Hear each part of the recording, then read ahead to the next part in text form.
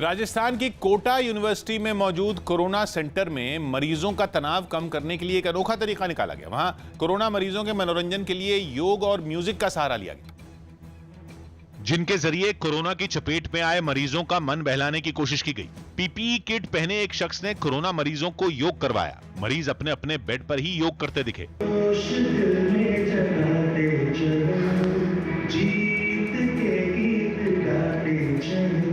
एक दूसरी तस्वीर में दिखा कि कोरोना के इलाज के दौरान मरीज तनाव महसूस न करें, इसके लिए वहां म्यूजिक का इंतजाम किया गया, जिसके बजते ही मरीज अपनी अपनी जगह पर बैठे बैठे नाचने लगे।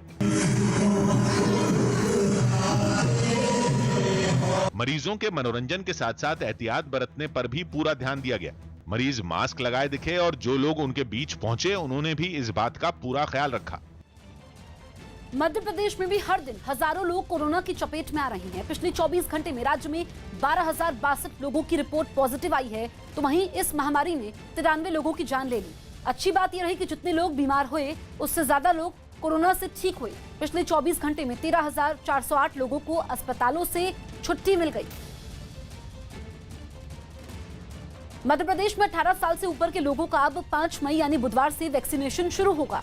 इस चरण में 18 से 44 साल तक की उम्र के लोगों को वैक्सीन लगाई जाएगी। इसके लिए प्रदेश में कोरोना वैक्सीन की 5 करोड़ 29 लाख डोज की जरूरत होगी।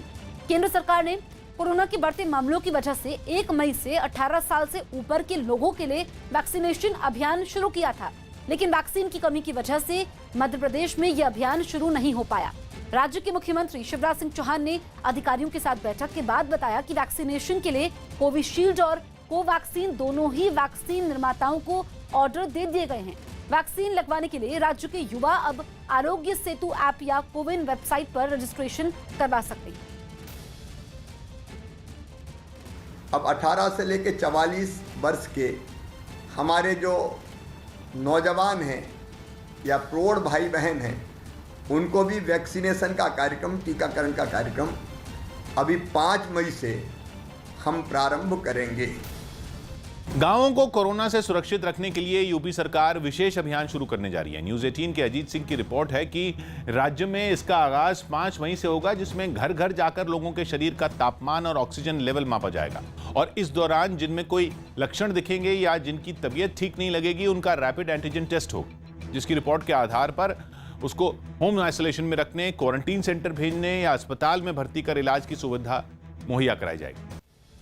बिहार में कोरोना मरीजों की संख्या बढ़ने के बाद राज्य में लॉकडाउन का खतरा बढ़ गया है। खबर है कि आज मुख्यमंत्री नीतीश कुमार इस पर फैसला ले सकते हैं। नीतीश कुमार ने आज अधिकारियों की बैठक बुलाई है। इस बैठक में कोरोना संकट पर चर्चा होगी। सूत्रों के मुताबिक सीएम नीतीश कुमार इस बैठक में लॉकडाउन का फैसला ले सकते हैं।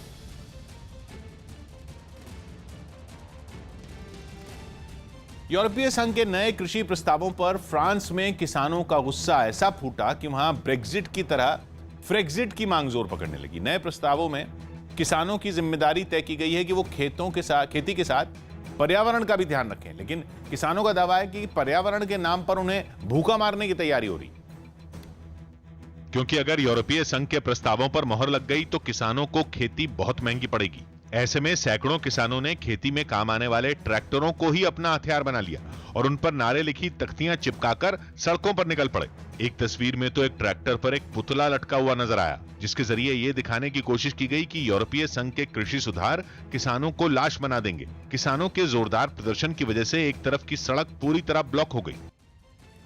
कोरोना संकट से निपटने में रिलायंस इंडस्ट्रीज लगातार राज्यों की मदद में जुटी है। इस कड़ी में रिलायंस के जामनगर प्लांट से भेजी गई ऑक्सीजन की खेप गुरुग्राम पहुंची। जामनगर से ऑक्सीजन एक्सप्रेस के जरिए 85 टन ऑक्सीजन गुरुग्राम पहुंची। रिलायंस इंडस्ट्रीज ने अप्रैल में 15,000 मीट्रिक टन ऑक्सीजन कई राज्यों को सप्लाई की। इसके लिए रिलायंस ने किसी राज्य से कोई चार्ज भी नहीं लिया। रिलायंस की ओर से भेजी गई ऑक्सीजन से करीब 15 लाख लोगों को मदद मिली है। रिलायंस इंडस्ट्रीज के चेयरमैन मुकेश अंबानी खुद ऑक्सीजन सप्लाई और ट्रांसपोर्टेशन के काम पर नजर रख रहे हैं और जरूरतमंद राज्यों को जल्द से जल्द ऑक्सीजन भिजवाने में जुटे हैं। कोरोना संकट गहराने के साथ ही रिलायंस इंडस्ट्रीज रोजाना 1000 मीट्रिक टन ऑक्सीजन का उत्पादन कर रही है, जिसे ऑक्सीजन एक्सप्रेस के जरिए अलग अलग राज्यों में पहुंचाया जा रहा है। स्टालिन शुक्रवार को सीएम पद की शपथ लेंगे।